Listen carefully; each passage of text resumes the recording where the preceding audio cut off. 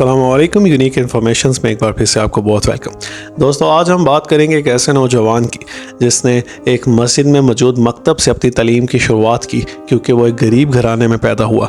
और उसके बाद किस तरह से उसने एक मुल्तान की यूनिवर्सिटी से इंटरमीडिएट करते हुए, ग्रेजुएट करते हुए आगे CSS के इम्तिहान पास करके एक CSP ऑफिसर बना।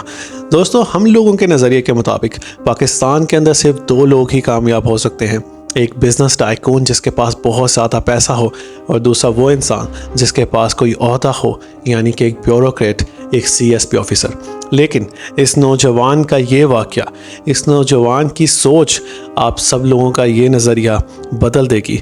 मैं ये बात गारंटी से करता हूँ, क्योंकि इंसान की ज़िंदगी में सिर्फ पैसा और ओहदा ही सब कुछ नहीं होता, बल्कि एक अच्छी ज़िंदगी गुजारने के लिए आपकी ज़िंदगी में सुकून होना चाहिए। हम बात कर रहे हैं बिलाल पाशा की, जो एक CSP ऑफिसर था, और उसकी गुर्बत से लेकर CSP ऑफिसर तक का सफ़र और CSP ऑफिसर से लेकर मौत तक का सफ़र किस तरह से गुजरा, आज हम वही बात करेंगे। दोस्तों, बिलाल पाशा जनूबी पंजाब के एक पसमानदा इलाके में पैदा हुआ। बाप एक दिहाड़ीदार मज़दूर था, और माली हालात अच्छे ना होने की वजह से उसने मस्जिद में मौजूद एक मकतब से तालीम की शुरुआत की। एमर्सन कॉलेज मुल्तान से इंटरमीडिएट किया और ज़रई यूनिवर्सिटी फैसलाबाद से ग्रेजुएट किया। किसी के वहमो गुमान में भी नहीं था कि एक बच्चा जिसने मस्जिद के एक मकतब से 5 जमातें पढ़ी, वो एक दिन मुकाबले का इम्तिहान पास करके एक CSP ऑफिसर बन जाएगा। दोस्तों, बिलाल पाशा ने CSP ऑफिसर बनने के बाद अपने गरीब बैकग्राउंड को छुपाने के बजाय अपने दिहाड़ीदार मजदूर बाप के साथ खड़े होकर इंटरव्यू देकर ये बात साबित कर दी। बहुत से लोगों की ये सोच और ये नज़रिया बदल दिया, जो लोग ये समझते थे कि CSS सिर्फ एलीट क्लास लोगों की बात है। और बिलाल पाशा के उस इंटरव्यू के बाद लोगों के अंदर इतना ज़्यादा करेज आया, लोगों को बहुत ज़्यादा मोटिवेशन मिली, और बहुत से लोगों के अंदर ये शम्मा जाग गई कि हम भी ये कर सकते हैं, और लोग इस राह पर चल पड़े। दोस्तों, बिलाल पाशा ने अपने करियर की शुरुआत एक प्राइवेट सेक्टर से की, लेकिन अपने वालिद की ख्वाहिश के ऊपर उन्होंने गवर्नमेंट पुलिस सेक्टर के अंदर अप्लाई किया और सब इंस्पेक्टर के ऊपर भर्ती हो गए।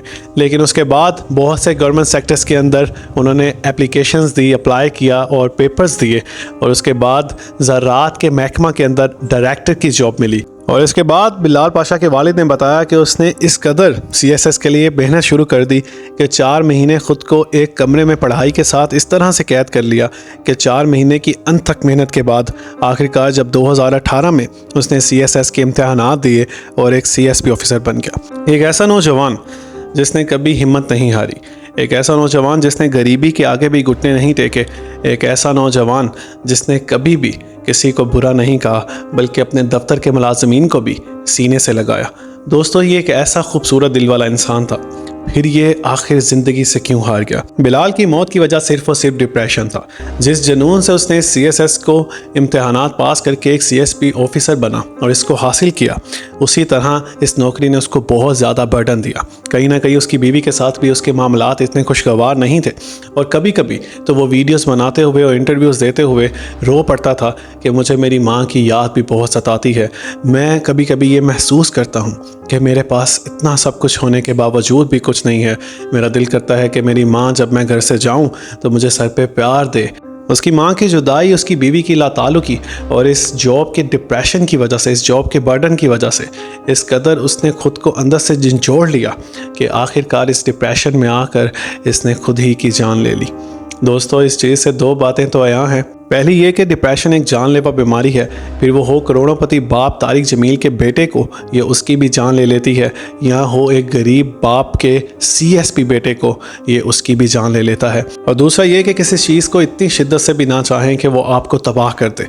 इस बात से मुझे नेपोलियन का एक वाक़या याद आ गया। जब वो फ्रांस के लिए जंग करने के लिए निकला तो उसके साथ 6 लाख फ़ौजी मौजूद थे। सख्त सर्दी की वजह से वो अपनी ज़िद की वजह से उनको ले तो गया और वहाँ पर जंग जीत भी गया, लेकिन सर्दी की वजह से उसके आधे फौजी वहीं जमकर मर गए, और जब वो वापस आया तो उसके साथ सिर्फ 10,000 फौजी थे।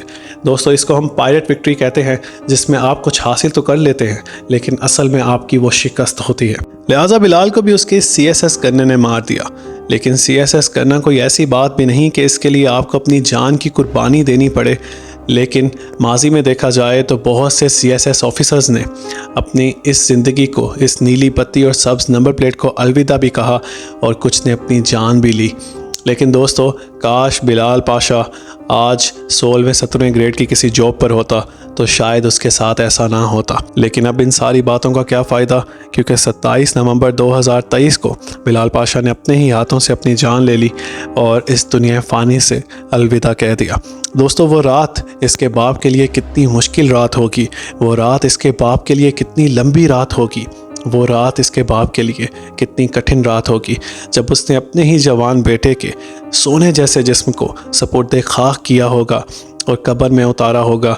उस रात बहुत से लोगों ने बिलाल पाशा की मैयत को जाने से रोका होगा, लेकिन कोई भी जाने वाले को रोक नहीं सकता। वो रात तो बहुत मुश्किल से कटी होगी, लेकिन दिन होते ही जब उसका बाप उन गलियों में दोबारा से पहुंचा होगा और इन गलियों में घूमते घूमते जब उस मस्जिद में पहुंचा होगा जहां उसके बच्चे ने अपनी ज़िंदगी की शुरुआत की, जहां उसके बच्चे ने पढ़ना शुरू किया, और जब उस मस्जिद के दरो दीवार से उसके बच्चे के पढ़ने की आवाज़ें आएंगी, लेकिन उसका बच्चा बिलाल उसको कहीं भी नज़र नहीं आएगा।